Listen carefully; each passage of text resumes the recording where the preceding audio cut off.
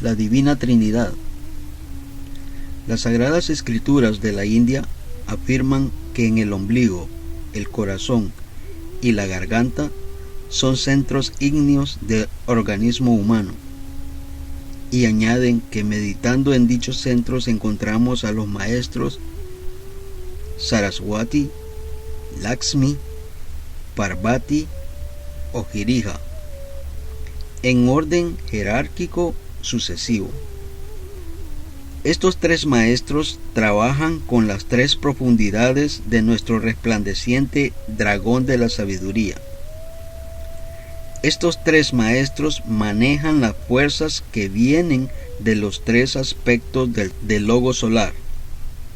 Saraswati o Sarasvati trabaja con las fuerzas del Padre. Lakshmi trabaja con las fuerzas del Hijo. Y Parvati con las fuerzas del Espíritu Santo. Saraswati ejerce poder sobre la mente humana. Lakshmi ejerce poder sobre el cuerpo astral. Y Parvati ejerce poder sobre el cuerpo físico.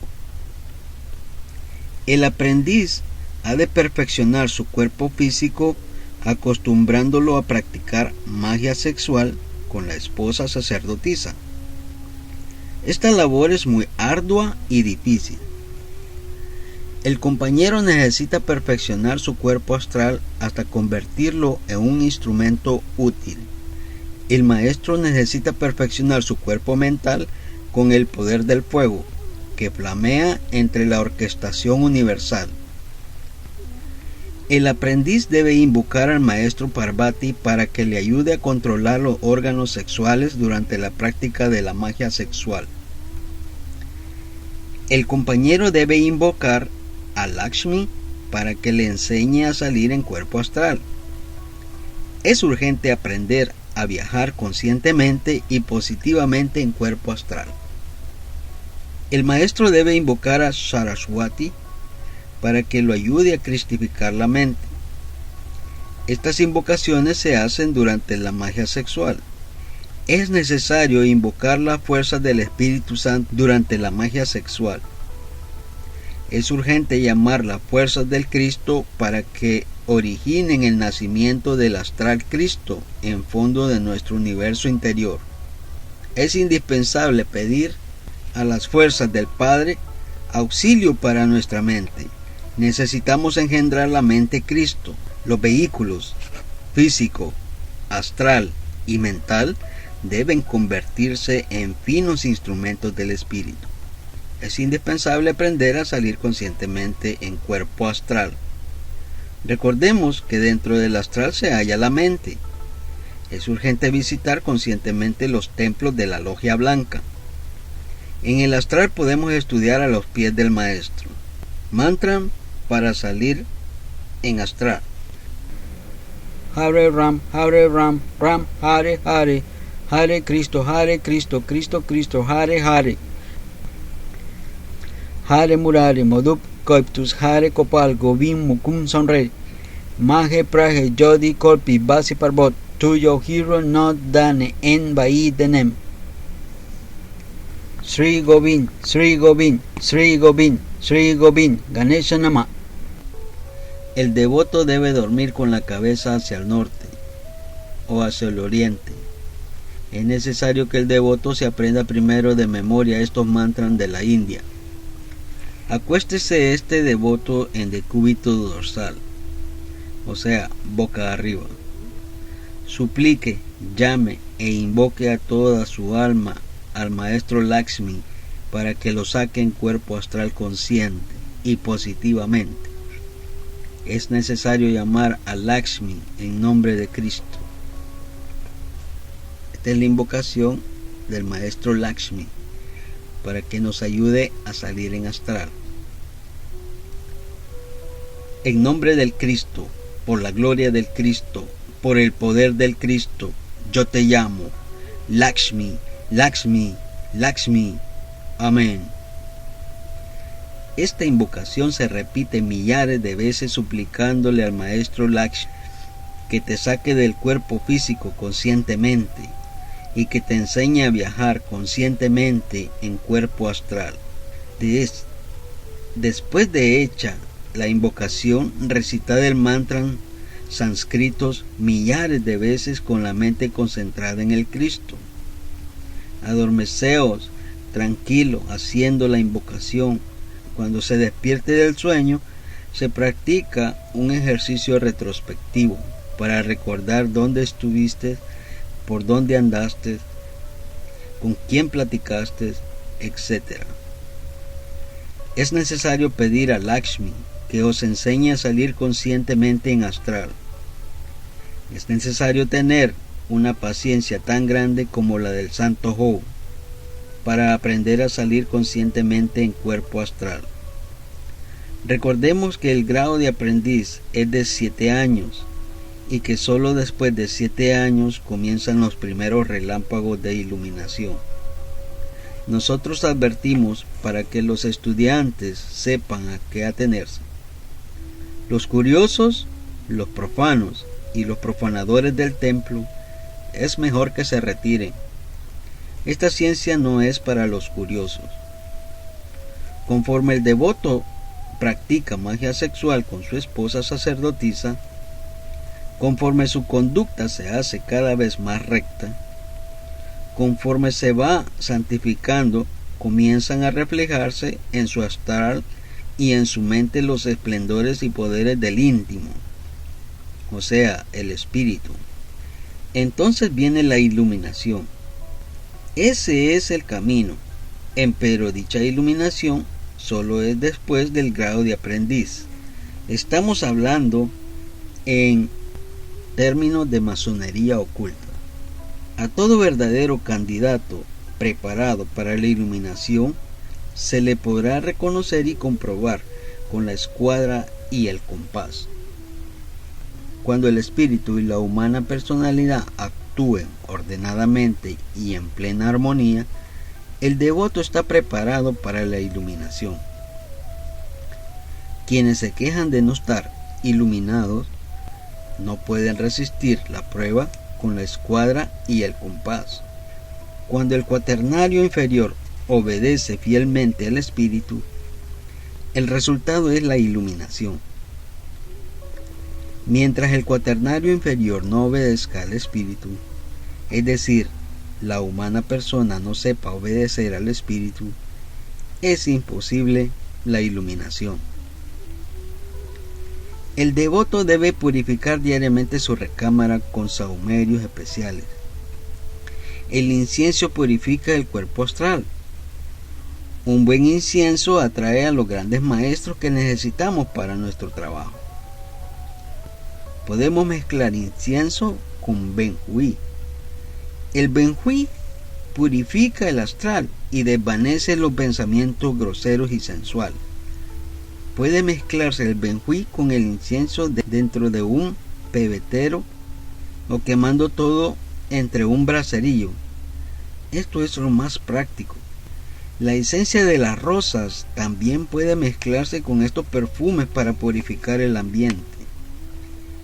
Es bueno recordar que las rosas tienen un gran poder.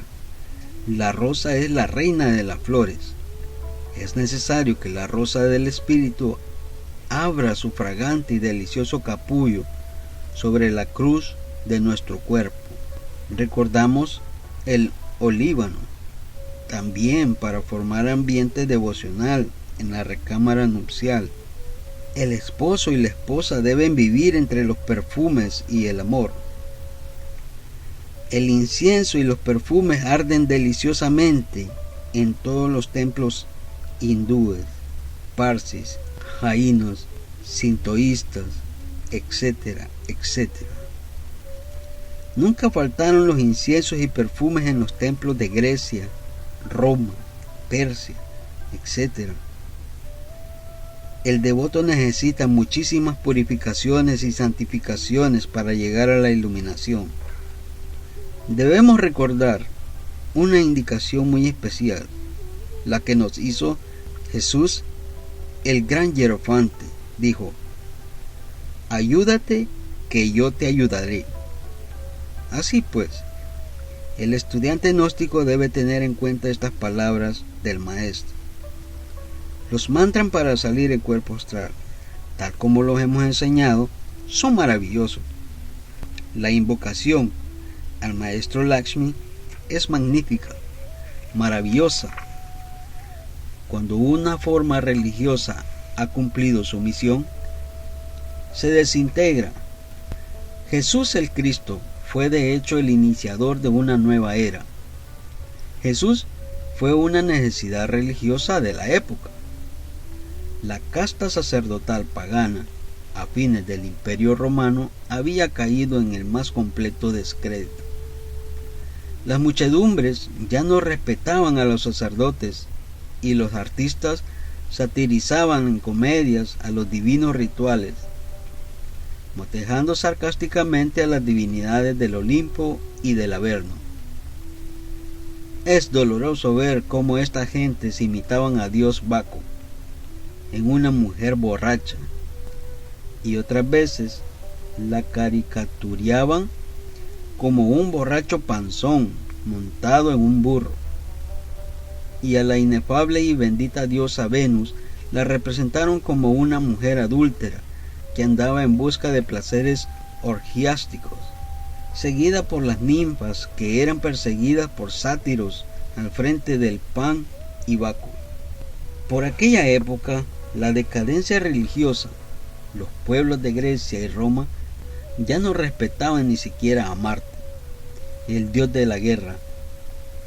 Lo representaban sarcásticamente atrapado por la red invisible de Vulcano, en instante de pleno adulterio con su esposa, la bella Venus. La forma como se burlaban del ofendido, el sarcasmo, la ironía, etc., revelan a las claras la decadencia del paganismo. No se salvó de la profanación ni siquiera Júpiter Olimpo, el padre de los dioses, pues lo representaban sarcásticamente en muchas sátiras, ocupado en seducir a diosas, ninfas inmortales. Priapo se convirtió en el terror de los esposos, y el Olimpo, antigua morada de los dioses, en una desenfrenada bacanal. El terrible Averno, o sea, el infierno, gobernado por Plutón, fuente de terror de innumerables siglos, ya no espantaba a nadie, y fue entonces comediado con intrigas de todo género, sarcasmos y burlas que hacían reír a todo el mundo. De nada sirvieron entonces los anatemas y excomuniones de los sacerdotes, pontífices, mitrados, etc. Ya las gentes no los respetaban. La forma religiosa había cumplido su misión y su muerte fue inevitable. La mayor parte de los sacerdotes se degeneraron entonces y se prostituyeron en los ya degenerados templos de Vesta, Venus, Afrodita y Apolo. Por aquella época fue cuando muchos sacerdotes paganos se convirtieron en vagabundos, comediantes, titiriteros, limosneros. Las personas comunes y corrientes se burlaban de ellos y los corrían a pedradas. En eso terminó la forma religiosa del paganismo romano. Ya esa forma había cumplido su misión y ahora no le quedaba más remedio que la muerte. El mundo necesitaba algo nuevo. La religión universal necesitaba manifestarse con una nueva forma. Jesús fue entonces el iniciador de la nueva era. Jesús, el Cristo, fue de hecho el héroe divino de la nueva edad. El concilio de Nicea, celebrado en el año 325, no creó un nuevo héroe, como suponen los cerdos del materialismo. En el concilio de Nicea se reconoció oficialmente una doctrina y un hombre. La doctrina fue el cristianismo primitivo, hoy desfigurado por la secta católica romana. El hombre fue Jesús. Muchos hombres se habían declarado avatares de la nueva era, pero ninguno a excepción de Jesús, había enseñado la doctrina de la nueva era. Los hechos son los que hablan y Jesús habló con hechos. Por eso se le reconoció como iniciador de la nueva era. La doctrina de Jesús es el esoterismo crístico, la religión solar de todas las edades y siglos. El gnosticismo enseñado por Jesús es la religión del sol, el cristianismo primieval de los dioses de la aurora. En el concilio de Nicea se le dio de hecho personería jurídica a una nueva forma religiosa que había soportado durante mucho tiempo persecuciones y martirios espantosos. Basta recordar los circos de leones en tiempos de Nerón, cuando los cristianos eran echados a la arena para ser devorados por estas fieras. Recordemos las épocas de las catacumbas y los sufrimientos de todos aquellos gnósticos. Era muy justo que en el concilio de Nicea se reconociera definitivamente, en forma totalmente oficial, una doctrina solar y un hombre que había encarnado al Cristo cósmico. Aclaramos que los dioses santos de las religiones egipcias, griegas, romanas, ibéricas, escandinavas, gálicas, germánicas, asirias, arameas, babilónicas, persas, etc., no han muerto. Esos dioses cumplieron su misión y luego se retiraron. Eso es todo. En un futuro Mahavantara, esos dioses inefables y sus religiones divinas volverán en su tiempo y en su hora para una nueva manifestación. Cuando una forma religiosa desaparece, entrega sus principios ecuménicos universales a la forma religiosa que le sucede. Esa es la ley de la vida. Jesús tiene los divinos atributos de Krishna, Buda, Zeus, Júpiter, Apolo. Todos ellos nacen de una virgen. Realmente, el Cristo nace siempre de la Virgen Madre del mundo. Todo maestro practica magia sexual, y hablando en sentido simbólico, podemos afirmar que dentro del vientre de la esposa sacerdotisa nace el Cristo. Los emblemas, símbolos y dramas del nacimiento de los dioses son siempre los mismos. El dios Mitra nace el 24 de diciembre a las 12 de la noche como Jesús. El lugar de nacimiento de Jesús, Belén, este nombre viene del nombre del dios de los babilónicos y germanos, que así denominaban al dios Sol, Bel o Beleno.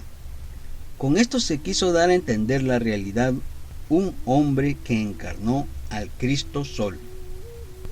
Las diosas Isis, Juno, Demeter, Ceres, Vesta, Maía, fueron entonces personificadas en la madre del hierofante Jesús, la hebrea María.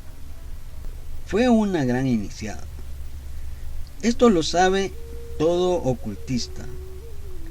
Todas estas diosas madres bien pueden representar a la divina madre Kundalini, de la cual nace siempre el verbo universal de la vida. Todos los santos mártires, vírgenes, ángeles, querubines, serafines, arcángeles, potestades, virtudes, tronos, son los mismos semidioses, titanes, diosas, sílfides, cíclopes y mensajeros de los dioses, pero ahora con nuevos nombres. Los principios religiosos son siempre los mismos. Pueden cambiar las formas religiosas, pero los principios no cambian, porque solo existe una sola religión, la religión universal. Los antiguos conventos de monjas resurgieron en forma nueva, pero con la desgracia de que los sacerdotes medievales, no conociendo el gran arcano, solo utilizaron a las sacerdotisas para fornicar, o sea, derramando el semen. Si ellos hubieran conocido el gran arcano, ellas hubieran cumplido una gran misión y ellos se hubieran realizado a fondo. Entonces, la forma católica romana no se habría degenerado y el esoterismo crístico resplandecería ahora en todos los templos. El esoterismo gnóstico crístico reemplazará a la nueva era Acuario en la forma católica, y el ser humano venerará a los dioses inefables. El matrimonio perfecto es el camino religioso de la nueva era. Es imposible encarnar al Cristo cósmico sin la magia sexual. El amor es la religión más elevada. Dios es amor. Ha llegado la hora de comprender a fondo el profundo significado de eso, que se llama amor. Realmente, el amor es el único tipo de energía que puede cristificarnos totalmente. El sexo es la piedra del sol. El sexo es la piedra básica sobre la cual tenemos que edificar el templo para el Señor. La piedra que desecharon los que edificaban. Esta fue hecha por cabezas de esquina. Por el Señor es hecho esto y es cosa maravillosa esto. Precisamente esta piedra es desechada por los infrasexuales que presumen de perfecto. Es realmente cosa maravillosa que esta piedra, considerada como tabú o pecado, o sencillamente como instrumento de placer, sea puesta como cabeza de esquina del templo. Por tanto os digo que el reino de Dios será quitado de vosotros y será dado a gente que haga de frutos de él. Y el que cayere sobre esta piedra será quebrantado, y sobre quien en ella cayere lo desmenuzará. Véase los versículos 42, 44, 45, capítulo 21 de Mateo en la Biblia, porque sin este no existiera la familia. El sexo es la piedra fundamental del hombre, porque sin este el hombre no vendría a la existencia. El sexo es la piedra fundamental del universo, porque sin este el universo no existiría. La energía sexual del tercer logos fluye dentro del centro de toda nebulosa y desde el vórtice de todo átomo. Cuando esa energía deje de fluir desde el centro de la Tierra, éste se convertirá en un cadáver. La energía sexual del tercer logos tiene tres modos de expresión. Primera, reproducción de la especie. Segunda, la evolución de la raza humana. Y tercera, el desarrollo espiritual. La energía sexual del tercer logos tiene tres modos de expresión. El Kundalini es el mismo tipo de energía con el cual el tercer logos elabora todos los elementos de la tierra. En la naturaleza existen tres tipos de energía. Primero, la del Padre. Segundo, la del Hijo. Tercero, la del Espíritu Santo. En la India, el Padre es Brahma, el Hijo es Vishnu, el Espíritu Santo es Shiva. La fuerza del Espíritu Santo debe retornar hacia adentro y hacia arriba. Es urgente que las fuerzas sexuales se sublimen hasta el corazón. En este centro magnético, dichas fuerzas se mezclan con las fuerzas del Hijo para subir los mundos superiores. Solo quien logre el desarrollo total del Kundalini se cristifica totalmente. Solo quien se cristifica puede encarnar al Padre. Solo quien logre el desarrollo total del Kundalini se cristifica totalmente. Solo quien se cristifica puede encarnar al Padre. El Hijo es uno con el Padre y el Padre uno con el Hijo. Nadie llega al Padre si no es por el Hijo. Así está escrito. Las fuerzas del Padre, del Hijo y del Espíritu Santo descienden para luego retornar hacia adentro y hacia arriba. Esa es la ley. Las fuerzas del Espíritu Santo descienden hasta los órganos sexuales. Las del Hijo descienden hasta el corazón y las del Padre hasta la mente.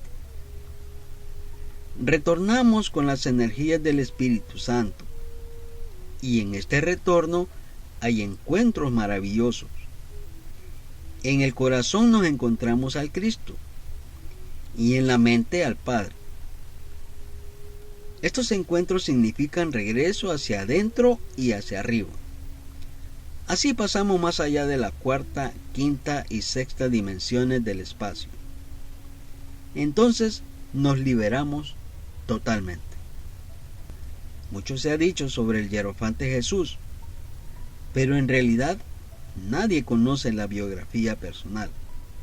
Existe la tendencia a castrar al hierofante Jesús. Las sectas cristianas presentan a Jesús infrasexual, afeminado, débil, pero a veces enojado como una dama caprichosa. Todo eso es naturalmente absurdo. La realidad es que nadie conoce la vida personal de Jesús, porque no tenemos su biografía. Solo con las facultades de la clarividencia objetiva podemos estudiar la vida de Jesús en los registros akáshicos de la naturaleza. El Akashi es un agente sutil que penetra y compenetra todo el espacio. Todos los acontecimientos de la Tierra y de sus razas, la vida de Jesús, etc., están escritas como una película eterna y viviente entre el Akashi. Este medium penetra hasta el aire. La ciencia de la radiotelevisión, a fines de este siglo, tendrá instrumentos adecuados para ver los registros akáshicos. Entonces la gente va a estudiar con sus aparatos la vida personal del hierofante Jesús. Ya sabemos que todos los movimientos son relativos y que solo hay una constante. Esta es la velocidad de la luz. La luz viaja a determinada velocidad constante. Los astrónomos, con sus lentes, perciben estrellas que se han dejado de existir. Los astrónomos, con sus lentes, perciben estrellas que ya han dejado de existir. Lo que ven y hasta fotografían de dichas estrellas es el recuerdo, el Akashi. Muchas de esas estrellas son tan distantes que la luz proveniente de ellas pudo haber comenzado su viaje desde antes de la formación del mundo. Esta lentitud de la luz está constante. Puede hacer posible realmente la invención de ciertos instrumentos especiales con los cuales se puede ver el pasado. Nada de esto es imposible. Con un telescopio especialísimo, con un aparato de radiotelevisión especialísimo, podrían captarse sonidos y luz, acontecimientos y sucesos ocurridos en nuestra Tierra desde la formación del mundo. La ciencia llegará a esto muy pronto, a fines de este siglo. Entonces es cuando se va a poder escribir en un libro la biografía de Jesús. Los gnósticos en cuerpo astral estudiamos los registros akáshicos. Cada vez que se hace necesario, conocemos la vida del gran maestro y sabemos que Jesús fue realmente un hombre en el más completo sentido de la palabra. Jesús, que no era ningún infrasexual. La esposa de Jesús fue toda una dama adepto dotada de muy grandes poderes secretos. Jesús viajó por Europa y fue miembro de una escuela de misterios del Mediterráneo. Jesús estudió en Egipto y practicó magia sexual con su sacerdotisa dentro de una pirámide. Así fue como recapituló iniciaciones y alcanzó más tarde la iniciación venusta. Jesús viajó por Persia, India, etc. Así pues, el gran maestro fue todo un maestro en el sentido completo de la palabra. Los 4 evangelios son realmente 4 textos de alquimia y magia sexual. Comienza la iniciación transmutando el agua de la vida, el semen, en el vino de luz de la alquimia. Este milagro se realiza en las bodas de Canaán, siempre en matrimonio. Con este milagro se comienza a recorrer la senda de la iniciación. Todo el drama de la vida, pasión y muerte de Jesús es tan antiguo como el mundo. Este drama viene de las antiguas religiones arcaicas del pasado y se le conoce en todos los rincones del mundo. Este drama es aplicable a Jesús y en general a todos aquellos que recorren la senda del filo de la navaja. Ese drama no es la vida personal de un hombre. Ese drama es la vida esotérica de todos los que recorren el camino secreto. Lo mismo se le puede aplicar este drama a Jesús como a cualquier otro iniciado cristificado. Realmente, el drama de la vida, pasión, muerte y resurrección de Jesús es un drama cósmico que existe desde mucho antes de la existencia del mundo. Este drama es conocido en todos los mundos del espacio infinito. Los 4 evangelios solo se pueden conocer con la clave de la magia sexual y el matrimonio perfecto. Los 4 evangelios solo se escribieron para servir de guía a los pocos que recorren la senda del filo de la navaja. Los 4 evangelios nunca fueron escritos por las multitudes. El trabajo de adaptar el drama cósmico es la nueva edad. Fue maravilloso. En este trabajo intervinieron grupos secretos de iniciados. Estos hicieron una obra espléndida. Cuando la gente profana estudia los evangelios, los interpretan equivocadamente.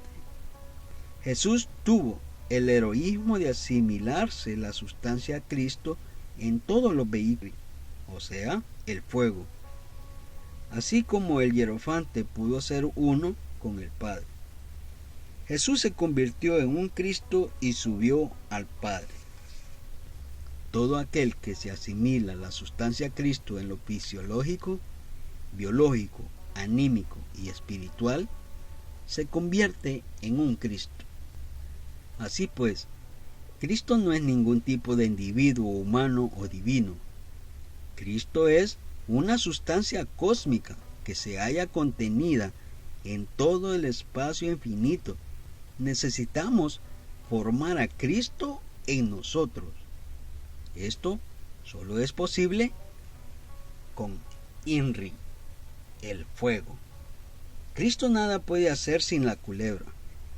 Esto solo se desarrolla, evoluciona y progresa practicando magia sexual, sin derramen del semen.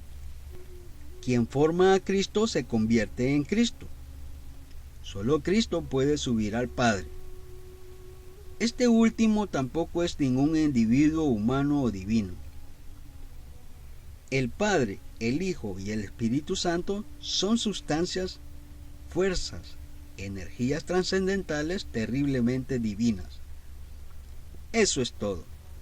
Lo que sucede es que la gente desgraciadamente tiene una marcada tendencia de antropomorfizar a estas fuerzas de tipo superior. Jesús vivió el drama de la pasión, pero no es el único que lo ha vivido. Antes de él, algunos iniciados como Hermes, Quetzalcóatl, Krishna, Orfeo, Buda, etc. lo vivieron. Después de él, algunos otros lo han vivido. El drama de la pasión es cósmico. La síntesis de todas las religiones, escuelas y creencias es el Cristo y la magia sexual. A nadie perjudica el matrimonio perfecto. Todos los sacerdotes de todas las religiones, los preceptores de todas las escuelas, los adoradores de Cristo, los amantes de la sabiduría, pueden recorrer la senda del matrimonio perfecto. La síntesis no daña a nadie y beneficia a todos. Esta es la doctrina de la síntesis. Esta es la doctrina de la nueva era. Los miembros de todas las escuelas, religiones, sectas, órdenes, etc., bien podemos ponernos de acuerdo sobre la base del matrimonio perfecto para fundar una nueva civilización basada en la sabiduría de la serpiente. Necesitamos una nueva civilización cuyo fundamento sea el matrimonio perfecto. El mundo entero está en crisis y solo con el amor podemos salvarnos. Nosotros los gnósticos no estamos contra ninguna religión, porque esto sería absurdo. Todas las religiones se necesitan. Todas las religiones son manifestaciones diversas de la religión cósmica universal infinita. Lo grave, lo lamentable, sería un pueblo sin religión. Creemos que todas las escuelas y sectas cumplen su misión enseñando, estudiando, discutiendo, etc. Lo importante es eso, lo fundamental, que la gente siga la senda del matrimonio perfecto. El amor no perjudica a nadie, no daña a nadie. La gnosis es la llama de donde salen todas las religiones, escuelas y creencias. La gnosis es sabiduría y amor. Aquellos que creen llegar a la cristificación con el tiempo y mediante la evolución, reencarnándose y ganando muchas experiencias, están de hecho equivocados. Esos que así piensan están aplazando el error de siglo en siglo, de vida en vida, y la realidad es que al fin se pierden en el abismo. Nosotros los gnósticos no negamos la ley de la evolución, únicamente afirmamos que dicha ley no cristifica a nadie. Las leyes de evolución e involución son leyes puramente mecánicas de la naturaleza, que se procesan simultáneamente en todo el gran laboratorio de la naturaleza. Muchísimos organismos, muchísimas especies, son producto de la involución, y muchos otros organismos y especies son de la evolución.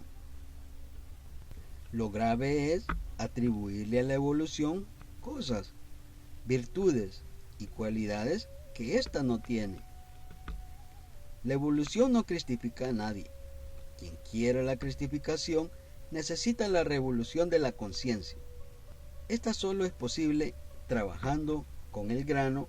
Hemos de aclarar que el trabajo con el grano tiene 3 líneas completamente definidas. La primera es nacer, la segunda es morir, la tercera es sacrificio por la humanidad doliente. Nacer es un problema completamente sexual. Morir es cuestión de santidad. Y sacrificio por la humanidad es cristocentrismo. Debe nacer el ángel dentro de nosotros mismos. Este nace en su germen sexual. Debe morir el Satán. Esto es cosa de santidad. Debemos dar la vida para que otros vivan. Esto es cristocentrismo. El hierofante Jesús vivió realmente todo el drama de la pasión, así como está escrito. Nosotros, aún cuando somos realmente unos míseros gusanos de la tierra, necesitamos también vivir todo el drama de la pasión. Jesús fue todo un hombre. Jesús no fue el castrado de que presentan muchas religiones. Jesús recorrió la senda del matrimonio perfecto. Jesús formó el Cristo dentro de sí mismo practicando magia sexual con su mujer. Esto que estamos afirmando escandalizará a los fanáticos. Pero cuando los científicos tengan en su poder los registros akáshicos de la naturaleza, Entonces la gente nos dará la razón, porque podrán ver por sí mismas la vida de Jesús mediante ultramodernos televisores. No importa el nombre de esos aparatos se le dé en aquella época. En esos registros de Akashi se conocerá toda la historia del mundo, la vida de todos los grandes hombres, la historia completa de Cleopatra y de Marco Antonio, etc. El tiempo va pasando y los hechos demostrarán nuestras afirmaciones.